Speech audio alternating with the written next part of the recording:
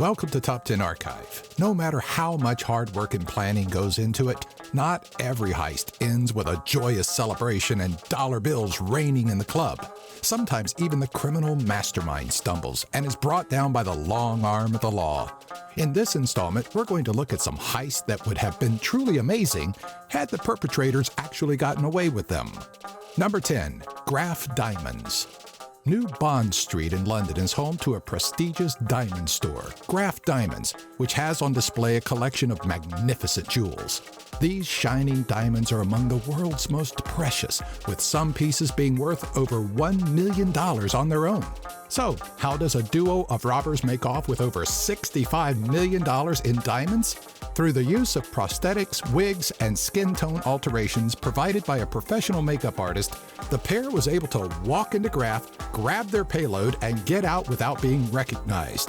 A series of unfortunate slip-ups, including leaving behind a pay-as-you-go mobile phone, led to the eventual arrest of the two robbers, Craig Calderwood and Aman Kaze. Number 9. Drumlanrig Castle. Sometimes it's just money that people take during a heist. The 2003 robbery of Drumlanrig Castle showed this when 5 men, posing as tourists, escaped with the famed Madonna of the Yarwinder painting. Why was the painting valued at over $70 million? Oh, maybe because it was an original painting by a little artist known as Leonardo da Vinci. With nothing more than an axe to hold off guards, the quintet grabbed the painting and ran. The painting was missing for 3 years until, in 2007, the offices of HBJ Gately Waring in Glasgow were raided and the painting was found. Though the painting was valued so high, the robbers only sought to extort around $7 million from the Duke of Buccleuch. Number 8. Mexico City's National Museum. Banks, diamond retailers, and even art museums are heavy targets for the greatest heists. But on Christmas Eve in 1985, a group of robbers changed things up a bit and infiltrated Mexico City's National Museum. With everyone mostly distracted by holiday festivities, the thieves were able to get in and out via the museum's air ducts with their small possessions. Amongst the stolen artifacts was an obsidian monkey that was valued at $20 million. And that was only one of 124 different Aztec and Mayan figures and artifacts. The masterminds behind the heist turned out being 2 university dropouts who became obsessed with profiting off of archaeological artifacts. At the time of their arrest, only 13 artifacts remained missing. Number 7. Securitas Depot. In Tunbridge, Kent, for the Securitas Cash Management Limited Depot on Vale Road, February 21, 2006 started off as an ordinary day. Things took a turn for the worse when the depot manager, Colin Dixon, was abducted by who he thought to be local police. During his kidnapping, his wife and 8-year-old son fell victim to the same ruse and were being held hostage in their home. The 3 were brought to the depot, where they were joined by 14 staff members and locked inside of cash cages. The armed gang made off with over $80 million, leaving behind another $230 million due to lack of transport space. In 2008, 5 members of the team were convicted of connections to the theft. Number 6. Antwerp Diamond. 2 years prior to the weekend of February 15, 2003, Leonardo Notarbartolo rented an office in the Antwerp Diamond Center in Belgium. The mysterious man posed himself as an Italian diamond merchant, gaining credibility and trust of those that frequented the center. Included in his rent was a safe deposit box located in the vault and a 24-hour access card to the building, the 2 things he needed to ensure the long-planned heist would succeed without a hitch. Despite Leonardo and his 4-man team taking off with over $100 million in diamonds, jewelry, and gold stolen from 123 safe deposit boxes, the heist wound up being a partial failure. Shortly after the heist, Leonardo was picked up in connection to the heist, eventually being found guilty for orchestrating the event. Number 5. Knightsbridge Security Deposit. Valerio Vice's life may have ended abruptly in a shootout with officers in 2000 long after his arrest, but he will always be known for the Knightsbridge Security Deposit robbery of 1987.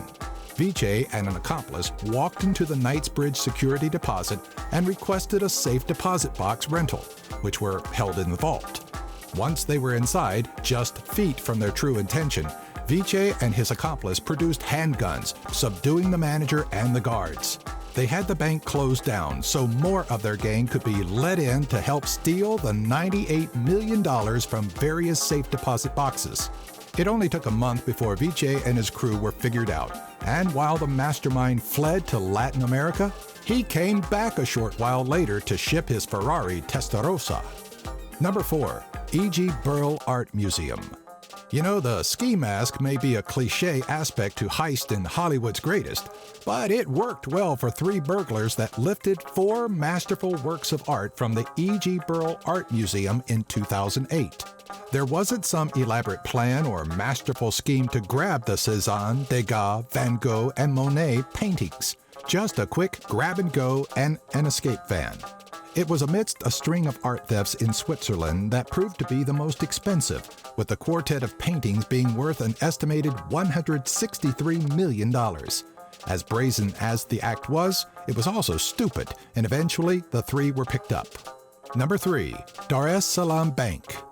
This private institution in Baghdad was hit by its own employees, 2 or 3 guards that made off with $282 million in July of 2007.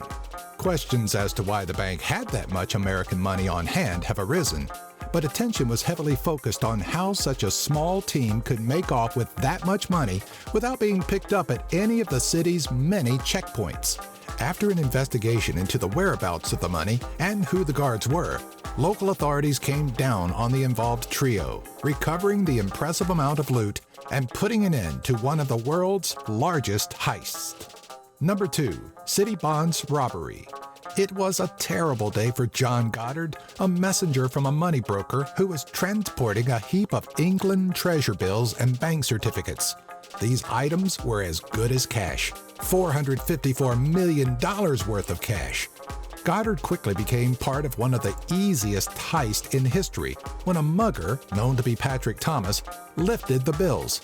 Though Thomas was never arrested, he was found dead from a gunshot wound over a year later, and the gang involved with laundering the bonds were later picked up. All but 2 of the 301 bonds were recovered. Number 1. Stephane Breitwieser. Stephane is undoubtedly the most notorious art thief, having stolen a whopping 172 artifacts from 1995 to 2001, when he was finally arrested. His arrest came after he was seen stealing a bugle from a museum in Lucerne, Switzerland. But his connection to the other missing artifacts was unknown at the time, save for a slip-up in 1997 while stealing a William van Alst painting that got him banned from Switzerland. Stephane's $1.6 billion collection wasn't for profit, but a personal collection that his mother wound up destroying in anger after his arrest in November of 2001.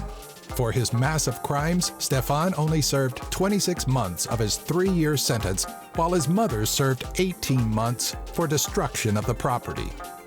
Do you remember or have you heard of any heists that were almost successful? Have an idea for a future top 10? Let us know in the comment section below. Remember to follow us on Twitter, Facebook, and our website, top10archive.net. If you like this video, give it a thumbs up and share it with all your friends.